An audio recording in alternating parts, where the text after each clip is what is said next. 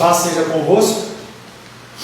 Queremos mais uma vez agradecer ao Deus dos céus pelo dom da vida, porque até aqui o Senhor tem nos ajudado, nos guardado, nos protegido. Em meio a lutas e dificuldades, Deus ele continua sendo capaz de fazer infinitamente mais do que nós pedimos, pensamos ou imaginamos. Queremos consagrar este tempo a Deus, pedindo que Ele fale conosco. Oremos. Senhor, em nome de Jesus, queremos agradecer por mais esse dia, por mais essa oportunidade que o Senhor nos dá de estarmos na Tua casa, seja de forma virtual, seja de forma presencial. Não estamos, Pai, reunidos com o objetivo, Pai, de termos uma reunião social, mas queremos ouvir a Tua voz. Por isso, Pai, nós abrimos o nosso coração para que o Senhor fale conosco, nos dê instrução e nós possamos aprender mais de Ti. Oramos em nome de Jesus. Amém. Paz seja convosco. Amém. Fala alto. Amém.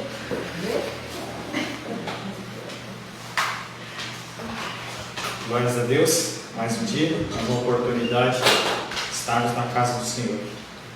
A palavra de Deus diz que é melhor estarmos na casa do Senhor do que em 1000 outros bake-off, né?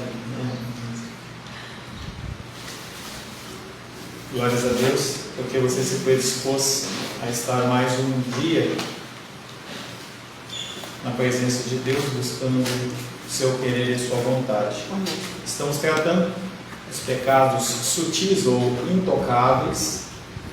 Intocáveis porque nós não os colocamos na mesa da discussão, nós achamos que não há problema, que é menor do que o pecado do nosso irmão, é menor do que um outro pecado qualquer. E nós temos trabalhado dentro deste entendimento e começamos na semana passada a falar sobre, retrasada, a falar sobre impiedade, um conceito que tem a ver com não ter Deus na mente, não pensar em Deus, não tomar as decisões segundo o nosso coração, não confiar nele, como nós fazemos sempre, fazer um breve resumo para que nós possamos entrar no novo tema, um tema que vai falar muito com você, porque falou muito comigo também, que é a ansiedade e a frustração. Mas fazendo esse breve resumo sobre impiedade, nós falamos que nossas atividades, será que nossas atividades, finalizamos a aula semana passada, ou melhor, iniciamos a aula semana passada perguntando, será que nós realizamos as nossas atividades da mesma maneira que as pessoas do mundo? Será que nós nos preocupamos em incluir Deus em cada atividade? Será que nós meditamos no que Deus faria, em como Ele se alegraria, se Ele ficaria contente com o nosso jeito de realizar as coisas mais simples do dia a dia? Quando nós trabalhamos há alguns meses atrás, talvez mais de ano, sobre os mandatos da criação, mais de ano, nós falamos no simples ato de você escovar o dente e você deixar a torneira aberta, e isso não ser um ato que agrada a Deus, porque aquela água ela é um insumo que é concedido por Deus a nós, em que não é a totalidade, ou talvez não é a grande maioria que tem acesso à água ou ao saneamento básico como nós temos. Nós tendemos a achar que as coisas que nós temos, que nós conquistamos, elas são naturais, não, elas são normais e comuns a todas as pessoas, e não são. Também em algum momento, quando nós falamos de oração, nós falamos sobre nós sermos gratos a Deus pelo simples fato de nós podermos nos levantar, de nós enxergarmos, nós ouvirmos. E quando nós não agimos assim, é como se nós não dessemos importância e valor àquelas situações. Realmente nós temos agido de forma que agrada a Deus? Nós oramos antes das coisas acontecerem, pedindo que o Espírito Santo nos oriente, que você pode orar depois que o barco bateu nas pedras, isso é comum. Você tomou uma decisão, fez, agiu errado, e aí você vai a Deus: Deus, me ajuda a resolver essa situação. Estava ouvindo um pequeno devocional de um pastor lá do norte, que sempre me manda para mim em áudio, e ele acaba com a oração dele falando assim: oh, glória. E eu converso de vez em quando com ele, e agora ele está começando a mandar alguns pequenos vídeos, e ele falava hoje que às vezes um pequeno erro bagunça tudo. Mas será que nós cometeríamos esses pequenos erros se nós colocássemos Deus à frente das nossas decisões? Será que, em segundo plano, será que nós honramos a Deus perante os homens? Uma coisa é você honrar Deus para Ele, e outra coisa é você honrar Deus através do seu agir e proceder dos homens. Será que as pessoas elas veem Deus em você? Será que elas pensam em você quando precisam de uma orientação espiritual? Ou você é contado entre uma pessoa normal, sem nenhum atributo de Deus na sua vida? Um indicador mais claro da nossa inclinação para a impiedade é o nosso desejo minguado de ter um relacionamento com Deus. Quando nós pensamos no relacionamento de namorados, é aquela coisa: quero falar, quero ficar o tempo inteiro, e aquele negócio para desligar o telefone, liga você, desliga você. Será que nós temos um relacionamento de busca de Deus contínuo? Ou será que este amor, que o Apocalipse fala que é o primeiro amor, ele ficou relegado lá no passado, e você o encontra talvez em algum momento das suas lutas e dificuldades, mas você não tem um relacionamento com Ele? Essa busca de um relacionamento íntimo com Deus era o que os santos do passado, os cristãos do passado desejavam. E aí você pode perguntar: em que aspectos da sua vida Deus fica fora? Quais são as decisões que você não coloca Deus na história? Nós temos muitas vezes, como cristãos não praticantes, essa condição de simplesmente ignorarmos a Deus. Tudo mais povoa a nossa mente, não Deus. Nós temos as nossas atividades do dia a dia, que já são comuns. Nós temos o nosso café da manhã, temos os nossos labores, as limpezas. Será que nós pensamos em Deus? Se temos o hábito de encher a nossa mente de maus pensamentos, como nós podemos pensar em Deus?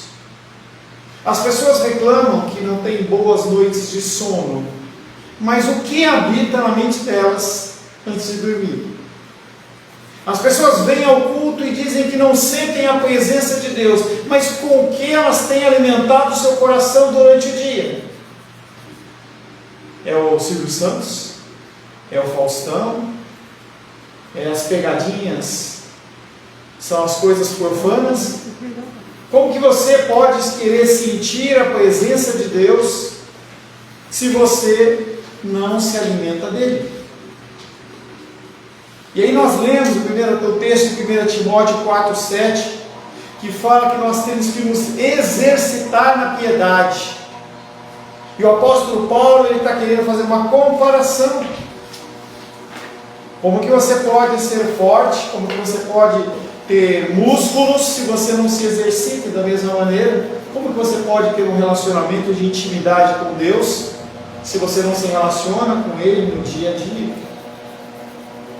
Paulo queria que Timóteo, assim como todos os cristãos, agissem como os atletas, que visavam e cometiam, e visavam aquele plano, aquele prêmio, aquela medalha, e eles se esforçam até o limite das suas forças.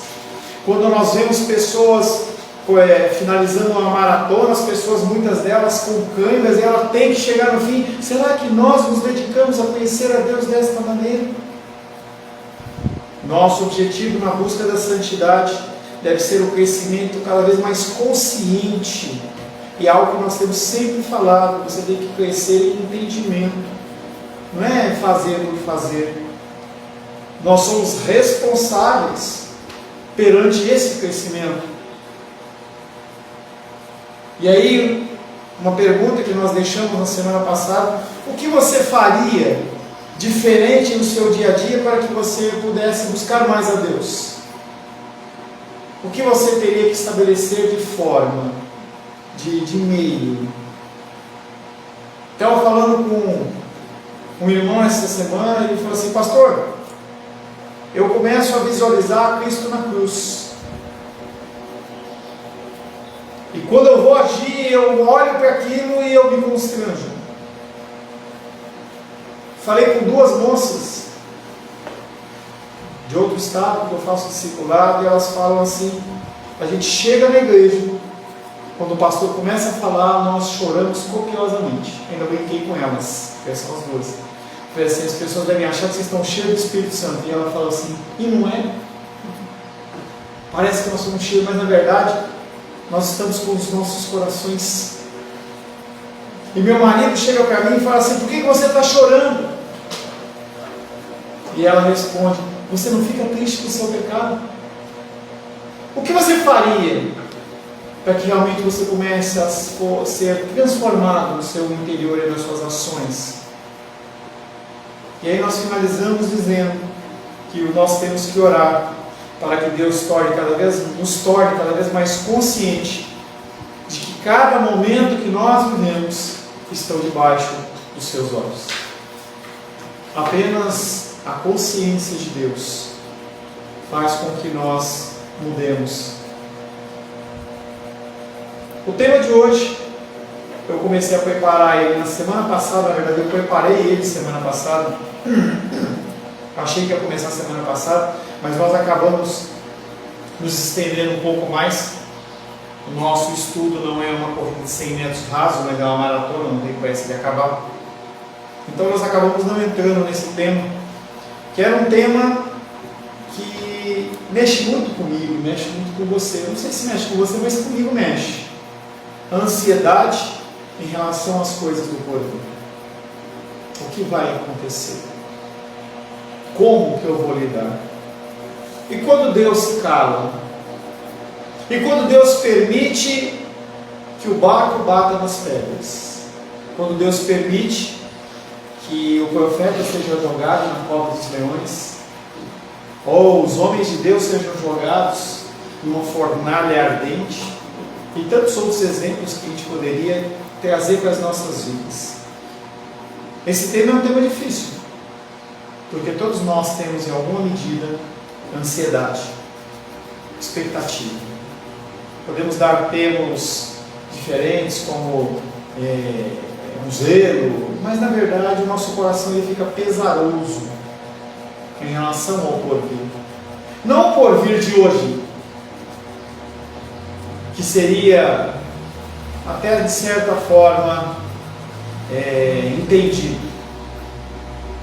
Mas não é que nós nos preocupamos com o dia de hoje. Nós nos preocupamos com o fim do mês. Nós nos preocupamos com o fim do ano. Nós nos preocupamos com a nossa velhice. E essa preocupação, que é uma ocupação, a palavra preocupação é uma palavra interessante, porque ela é a fusão de pré, que é antes, e ocupação. Você se ocupa antecipadamente em relação a uma coisa que ainda não aconteceu. Muitas delas, e é o tema da ansiedade, e é o que diferencia o planejamento, que diferencia com o zelo, é que muitas ou a maior parte das nossas preocupações nós não podemos fazer nada. A situação ela vai ocorrer e você fica preocupado. Não falei com a igreja, minha mamãe pediu que não falasse, mas na semana passada ela foi fazer um exame e foi detectado um nódulo na sua mama, câncer. E eu confesso que ainda estava com o meu coração ainda triste, né, da situação do meu pai, que foi de maio, e quando aquela situação veio, meu coração ficou abalado. E ela fez a cirurgia ontem, tudo bem? Sexta-feira, obrigado. Sexta-feira, e foi rápido, e ela está muito bem, graças a Deus.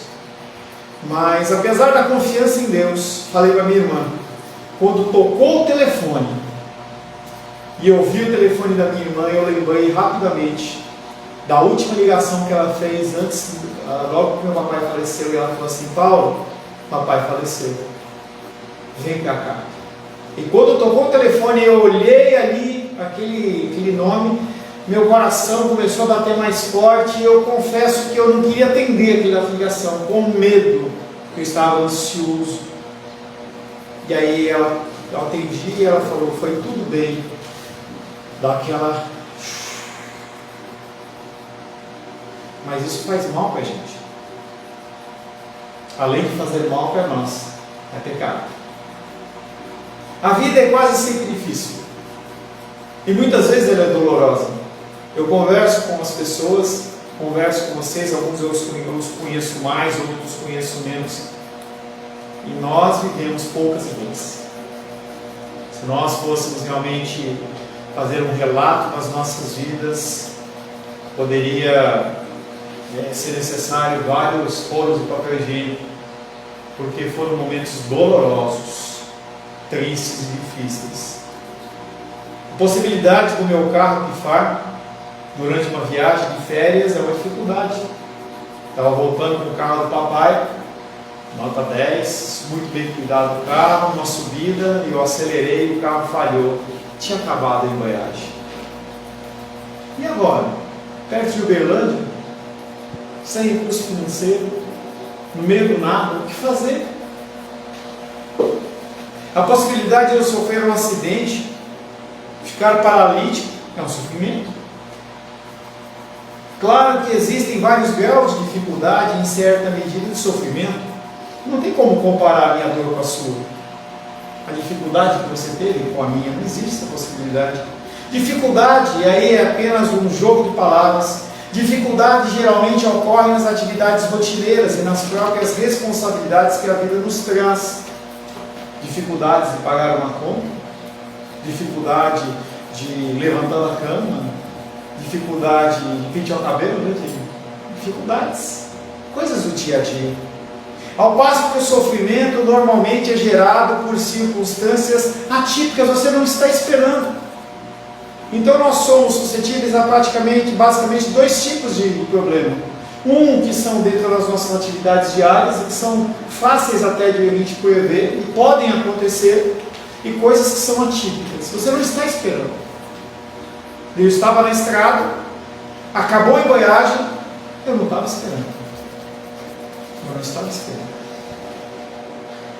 Eu dormi de mau jeito, deu uma dor no pescoço, é algo que é mais comum, não nos abala tanto. Nesse tema de ansiedade e frustração, nós iremos concentrar a nossa atenção nas dificuldades do dia a dia, que são aquelas que acontecem naturalmente. Eu não tenho como prever o que vai acontecer se alguém diagnosticar em você que você está com câncer, que você está com falência renal, que alguém descobriu uma dívida e aí veio te cobrar e você não sabe como pagar, ou um acidente. Essas coisas, quando acontecerem, nós vamos procurar lidar com elas. E nós vamos nos concentrar nas dificuldades do dia a dia, e em especial nas reações que nós temos, que evidenciam a nossa ansiedade, a nossa irritação e a nossa falta de confiança em Deus. Ansiedade. Se quisermos pesquisar o Novo Testamento em busca de situações em que os diferentes traços do caráter cristão são ensinados, nós encontraremos 27 caráteres. Nós vamos tratar todos. Um deles, que é o mais ensinado, é o amor. 50 vezes se fala do amor no Novo Testamento. Esse tema amor mesmo, a palavra amor.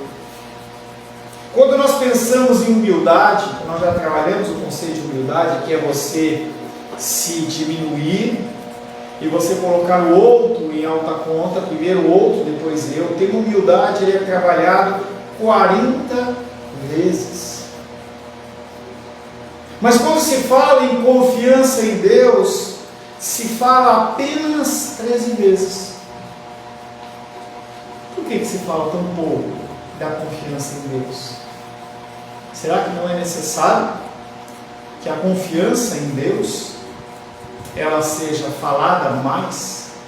Uma coisa que nós temos que entender dentro da estrutura de Antigo Testamento e Novo Testamento é que um dá continuidade ao outro. Um completa o outro. E a partir do momento em que um tema ele já foi tratado exaustivamente, não é que ele deixa de ser importante.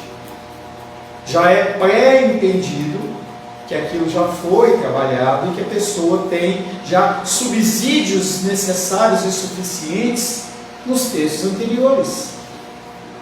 Então, eu vejo a minha filha estudando, ela passou por uma semana de provas. E aí, ela faz as questões, como é prova em casa, aí ela vai lá, pergunta, não sei o quê, pergunta para mim se eu posso ajudar, e aí eu falo. Mas, interessante que nas questões, por exemplo, de matemática, ela não veio perguntar para mim sobre adição. Em nenhum momento ela perguntou: papai, como que eu faço 2 mais 3? Por quê? Será que não é importante a adição? Será que o colégio ele não leva em alta conta a importância da adição? Não é isso. É que ela já aprendeu. Ela já ouviu bastante sobre isso. Então não se traz à tona esse tipo de ensinamento. Muitas pessoas elas têm o pensamento equivocado, por exemplo, sobre o homossexualismo, em que o Novo Testamento não trata tanto como deveria, tem muito mais aplicações dessa forma no Antigo Testamento, mas é porque aquele assunto já está enraizado dentro da cultura. O oposto de confiar em Deus é ansiedade. Se você é uma pessoa ansiosa, significa que você não confia em Deus. Todas as vezes que eu acordo ansioso, se eu não guerrear contra isso, porque você tem que entender que a sua carne ela é suscetível à ansiedade. O teu emocional, ele vai puxar lá atrás. Uma pessoa que foi traída, ela vai puxar lá atrás aquilo como uma coisa real hoje. E o coração, ele fica ansioso, mas nós temos que lutar contra isso. E o período que mais nós ficamos ansiosos, pelo menos comigo, é no período noturno ou no período matutino após o sono. Porque quando você deita, você relaxa. E aí parece que a sua mente ela vai devagando. E se você não teve uma alimentação espiritual adequada durante o dia, eu tenho observado isso na minha vida, nos filmes que eu tenho visto, de violência, de perseguição, não sei o quê. Quando chega de manhã, você está com o coração, acorda mais cedo, está aquele terror noturno, e aí você leva 1 hora, talvez, para você conseguir retomar o seu normal. E essa luta contra a ansiedade é uma luta dizendo: não, eu confio em Deus. E é isso que tem acontecido comigo. Eu estou ansioso, eu acordo, mas eu começo a lutar contra aquilo. O problema é quando nós deixamos a nossa mente ela continuar como voltando ao próprio vômito e continuar ali se alimentando daquela coisa azeda e estragada que é a ansiedade. O que você pode resolver em relação a uma conta que vai vencer ou que venceu no domingo pela manhã? Nada. Estava lá e eu brinco com a Luísa, né? Além de professor, eu ajudo na organização de uma faculdade, e as pessoas elas não têm noção nenhuma. Então a pessoa hoje mandou um boleto, uma mensagem para mim: pastor, o boleto vence dia 10. Será que se eu pagar amanhã vai ter desconto? O que vai mudar para ele hoje? Isso é o que? Ansiedade. Ansiedade. O oposto de confiar em Deus é ansiedade ou frustração. E Jesus falou muito sobre ansiedade. Mateus capítulo 25.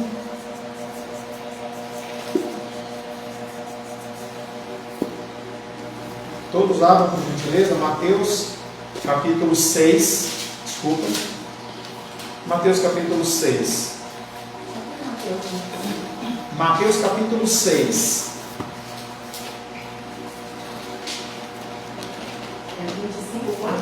Calma, filho. Mateus capítulo 6. Eu quero que você leia o verso 25 e 26. 6. Mateus capítulo 6, verso 25 e 26. Eis porque eu vos digo: não vos preocupeis com vossa vida, com o que comereis, nem com vosso corpo, nem com o que vestirdes. A vida não vale mais do que o alimento, e o corpo mais do que a roupa. É uma pergunta. Mais do que as vestes, mais do que a roupa. Olhai os pássaros do céu, não semeiam, nem ceifam, não ajuntam em celeiro. O vosso Pai Celeste os alimenta. Não valei vós muito mais do que eles? Verso 27 e 28, Luísa. Qual de vós, por ansioso que esteja, pode acrescentar um côvado ao curso de sua vida? E por que andais ansiosos quanto ao vestuário? Considerai como crescem os lírios do campo. Eles não trabalham nem fiam. Rosângela, 29 e 30. Eu, contudo, vos afirmo que nem Salomão, em toda a sua glória, se vestiu como qualquer deles. Ora, se Deus veste assim a erva do campo, que hoje existe e amanhã é lançada no forno, quanto mais a vós outros, homens de pequena fé? Seba, 31 e 32. Portanto, não vos inquieteis, dizendo: que havemos de comer, ou que havemos de beber, ou com que nos havemos de vestir? Pois a todas essas coisas os gentios procuram, porque vosso Pai Celestial sabe que precisai de tudo isso. Ministra, 33 e 34. Buscar, pois, em primeiro lugar o seu reino e sua justiça, e todas essas coisas vos serão acrescentadas. Portanto, não vos inquieteis com o dia de amanhã, pois o amanhã trará os seus cuidados, basta ao dia o seu próprio mal. Esse texto é um texto rico falando sobre ansiedade, em que Jesus ele vem fazendo comparação entre nós e coisas que são temporais, como plantas, como coisas. E ele fala: se eu cuido dos animais, se eu cuido das plantas, por que você acha que eu não cuido de você? Não devemos ficar ansiosos com o que iremos comer, beber, vestir, nem mesmo com as circunstâncias desconhecidas do amanhã. Outra expressão que Jesus usa em relação à ansiedade, Mateus 10, 31, Diane, por gentileza. Mateus 10, 31.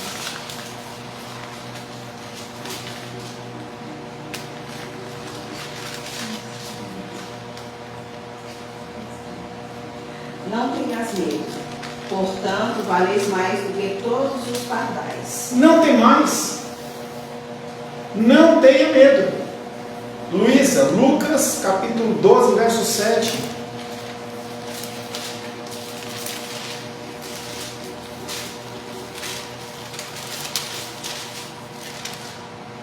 Até os cabelos da vossa cabeça estão todos contados.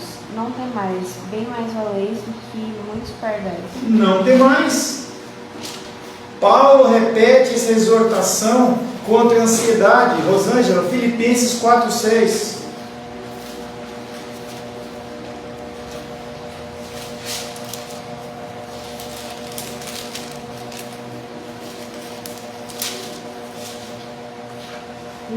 andeis ansiosos de coisa alguma. Não andeis ansiosos de coisa alguma.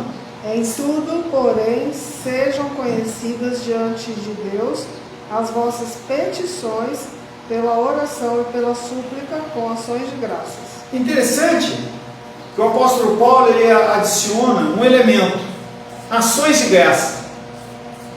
Ações de graça tem a ver com o que ele já fez, em que você sabe que ele já fez.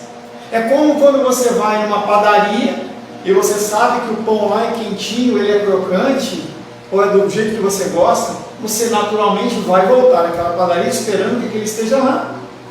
Se você vai num médico e você é bem atendido, você não vai procurar outro, você vai naquele. Se você corta o cabelo e a pessoa fez o corte que te agradou, você vai voltar naquela pessoa. E aí Deus fala, o apóstolo Paulo fala, com ações de graças. Nós temos que pedir a Deus, mas sempre entendendo que Ele já fez muito por nós. E se Ele já fez, Ele volta a fazer. Essa última referência de Filipenses foi qual? 4,6. 4,6. Obrigada. Filipenses 4,6. Você vai a 1 Pedro 5,7.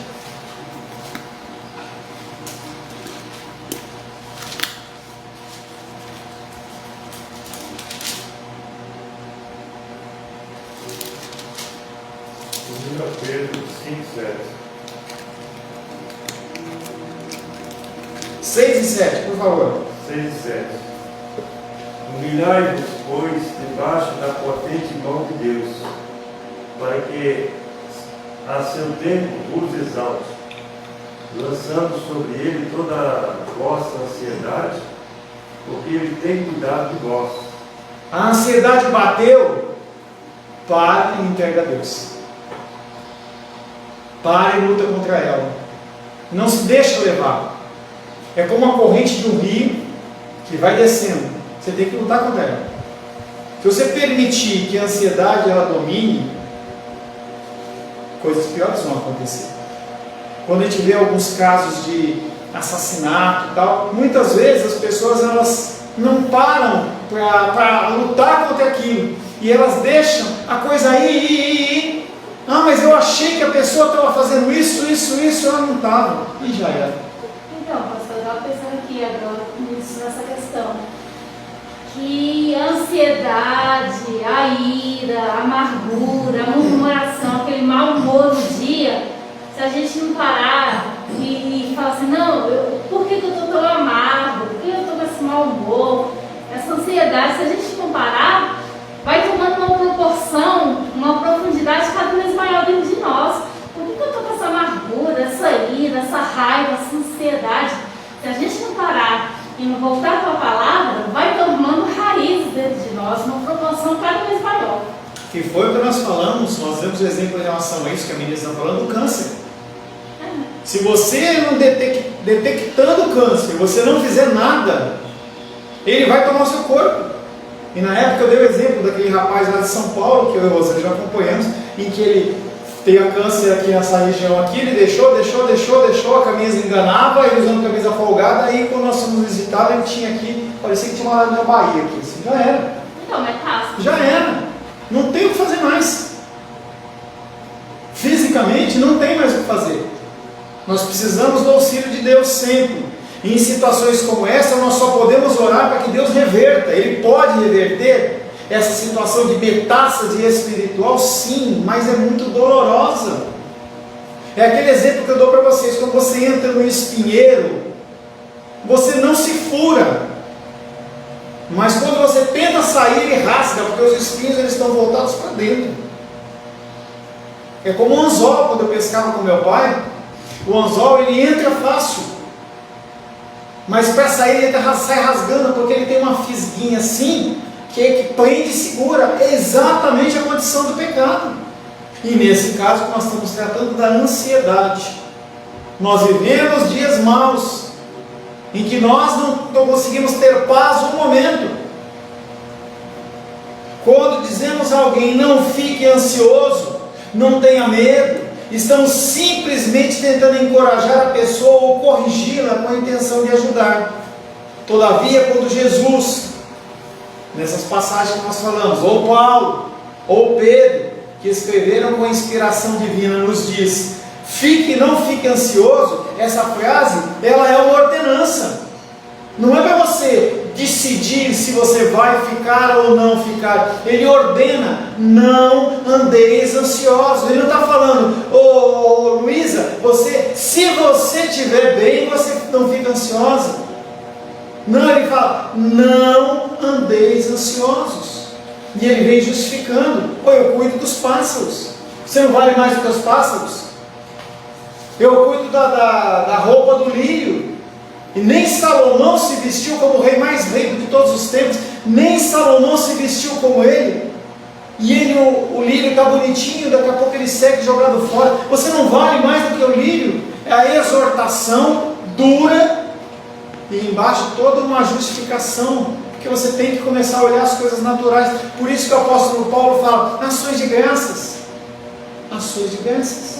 Passando nesse versículo que a Rô leu, em Filipenses 4, fala para não andar ansioso, mas se tem algo te incomodando, faça-se conhecer em oração ao Senhor, exponha-nos. Porém, seja conhecidas diante de Deus as vossas petições. Então, se tem algo te incomodando, expõe diante de Deus essa sua oração, essa petição que você está precisando colocar diante de Deus. Mas você só consegue fazer isso se tiver relacionamento com Deus. Se você não tiver relacionamento com Deus, você vai continuar na ansiedade. Você não vai enxergar nada. Você precisa desenvolver um relacionamento com Deus, que foi o tema da semana passada, que é o tema de você colocar Deus em todas as coisas. Pode dar errado? Pode, mas Ele está no controle. Não fique ansioso. Tal frase tem a força de uma ordem moral, ou seja, a vontade de Deus moral é que nós não vivamos ansiosos. Você pode ter momentos de ansiedade, mas tem que lutar contra isso.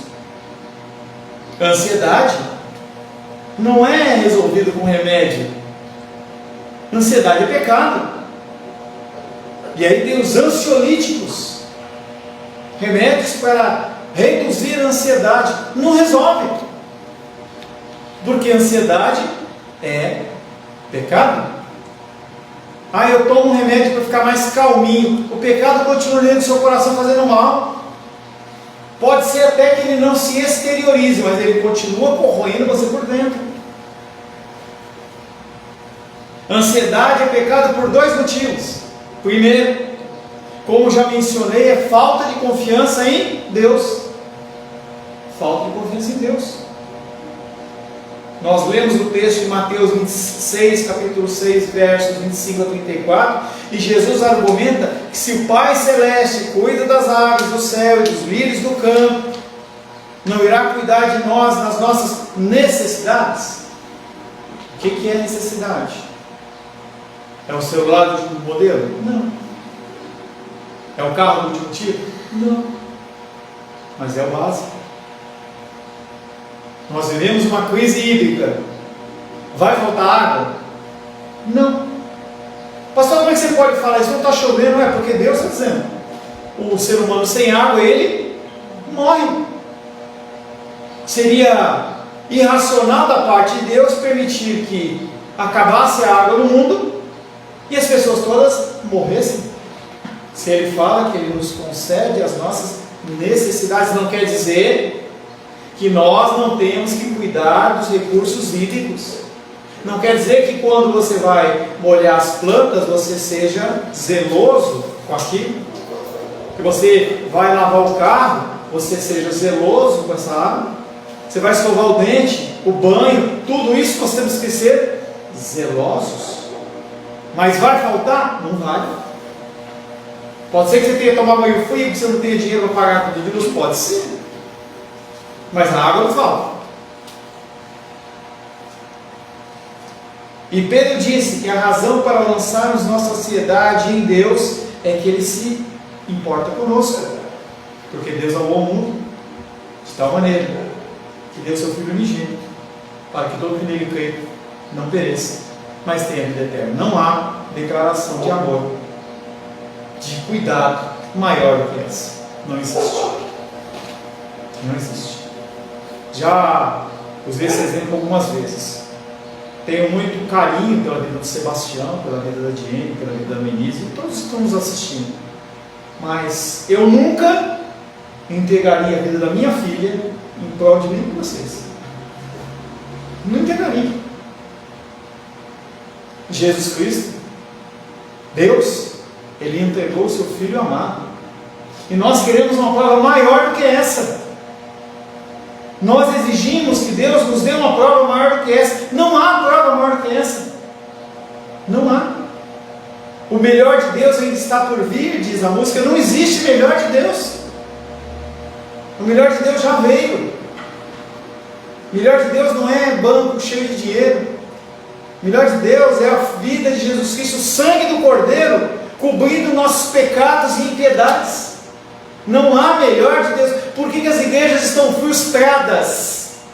Porque eles estão aguardando o melhor de Deus e não há melhor do que Jesus Cristo. Assim, quando permito que a ansiedade me domine, estou na verdade acreditando que Deus Ele não se importa comigo, não irá cuidar de mim na situação que está me deixando ansioso. Pior, o sacrifício de Cristo não vale nada, né? Não é o suficiente para me provar que Ele me ama. Imagine que algum amado lhe diga: não confio em você, não acredito que você me ame e cuidará de mim. Imagina que alguém fale isso para você. Que afronta. Mas é exatamente isso que nós dizemos quando nós permitimos que a ansiedade tome conta do nosso coração. Quando você, diante de uma luta, eu não estou falando que é brincadeira a sua luta. Eu não estou dizendo para você que a sua luta é pequena, que ela não é dolorida ou que ela é fácil. Eu estou dizendo para você que quando você diz, quando você permite que o seu coração ele fique inundado de ansiedade, você está dizendo: Deus, você não se importa comigo. O sacrifício de Cristo não foi suficiente. Talvez, se você resolver essa situação que eu estou passando agora, talvez eu confie em você, mas de outra forma não. Amém, queridos? Nós vamos para o nosso breve intervalo. Nós que estamos aqui, vamos comer um pãozinho de queijo. Você que está aí, não se disperse. Aguardo você daqui a 15 minutos, se Deus assim o permitir. Que Deus te abençoe e te conceda graça.